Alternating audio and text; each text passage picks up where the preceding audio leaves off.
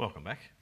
Andrew, you've got a pretty interesting, I guess, academic record going to uni after school. You went to Grace Lutheran College up in Redcliffe. How did you find that? The one time I found the move challenging, you mentioned all the moving around, was in grade 10. Grade 10's a significant time in Sydney. It's when you have your formal, and you then sort of step up to the HSC in the years that follow. So I actually gave my parents 12 months of hell that first year at Grace Lutheran College. But it ended at the end of year 11 when in the space of a week I was dux of the grade, made school captain the following year and got my driver's licence. It all came together pretty fast. It all fast. came together, and I thought I've probably got to give my parents a break now. This life up here is pretty good. But, my best mate is still a mate I had from time in Sydney.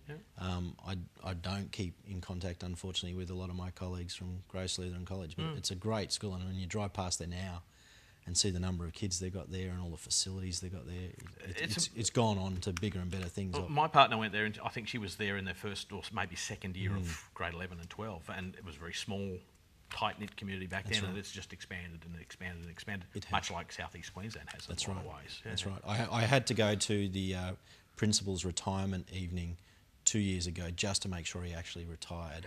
I had strong memories of him teaching me mathematics, Maths 2 it was back in the days, and struggling to stay awake sometimes. This is the teacher, not me. And that was 20 years prior, so the fact that he only just retired 2 years ago was a mean feat, Mr. Stoltz. We'll talk about this later, but I think he might have taught me as well, actually. And then going on to uni, a Bachelor of Science, a Bachelor of Arts with Modern History and Russian. Where were you headed at that stage? Did you have a plan? It's called Back to the Future in some ways.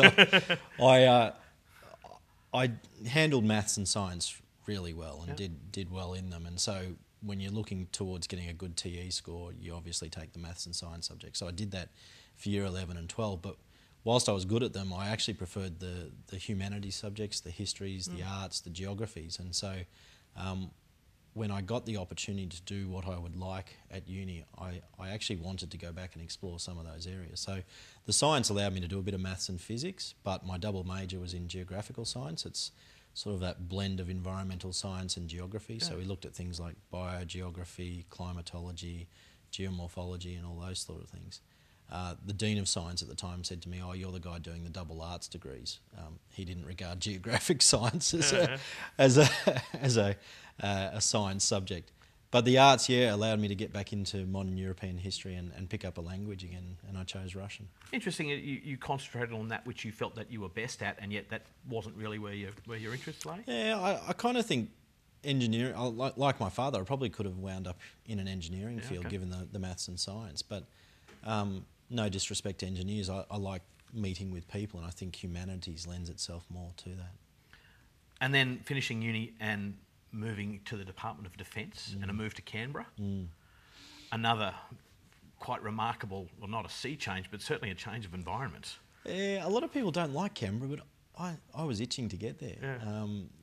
Well, if you have an interest in rugby, if you're looking for a government job, it's a good place to be. And if you like things ordered and planned, it's a beautiful city. And those that say it's got no life or no feeling obviously haven't spent enough time there, because there is so much sport, there is so much nightlife.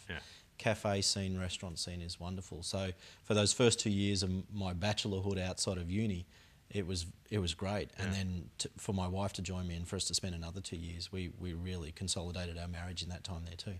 But joined Defence.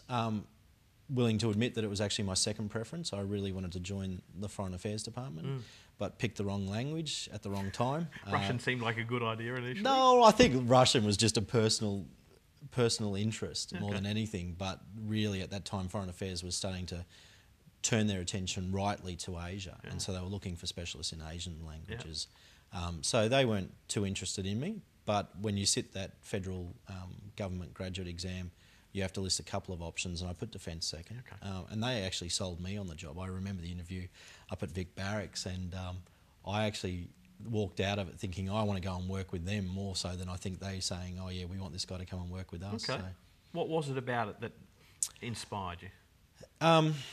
Foreign Affairs has an international outlook. Defence really has that outlook, but also consolidates it across Australia. And they start talking about opportunities in Darwin and in Western Australia and in areas as diverse as science and technology and research and development, in education. You know, you can go down the track of working with the Army, Navy, Air Force, or you could end up in intelligence. And I think given my interest in satellite imagery, air photography, maps and things like that, I think that was possibly where they were wanting me to head. Yeah. But and you've obviously got a fairly analytical mind. Yeah. The only problem, I keep coming back to that I'm a people person. and all those things. You look at people going into Defence Signals Directorate and Defence Intelligence Organisation, there's a lot of screen time. There's a lot of looking at TVs.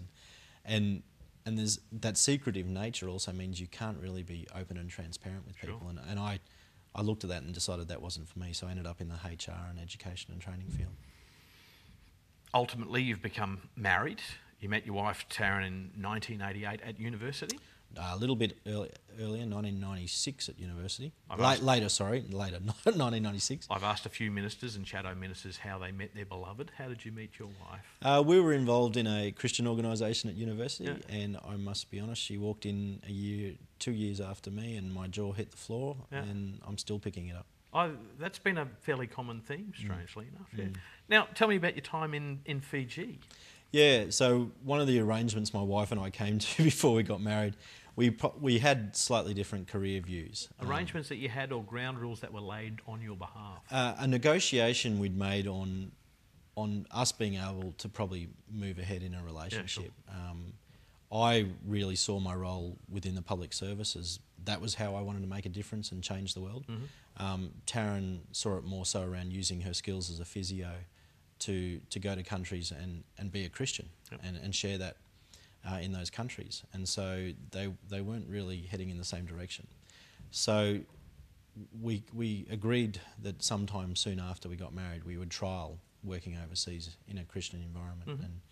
And she'd spent some time in India previously. I'd spent some time in the South Pacific. My dad's work with World Vision had been in the South Pacific. So we headed to Fiji, which has that blend of Pacific Islander and Indian communities.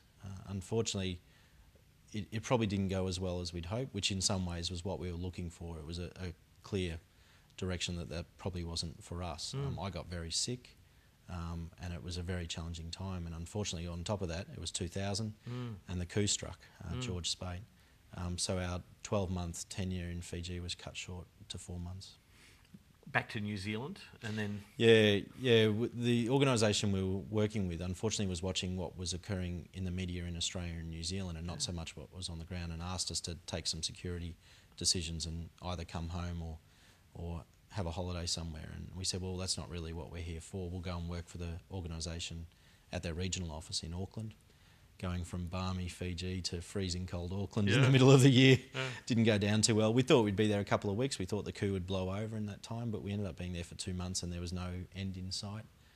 So we decided it was time to come home. We'd sort of made the decision that our futures lay elsewhere, and so we came back to Queensland then. Been here ever since? Been here ever since. My guest on the program this evening is Andrew Powell. My name is Shaun Bindley, and this is Meet the Ministers.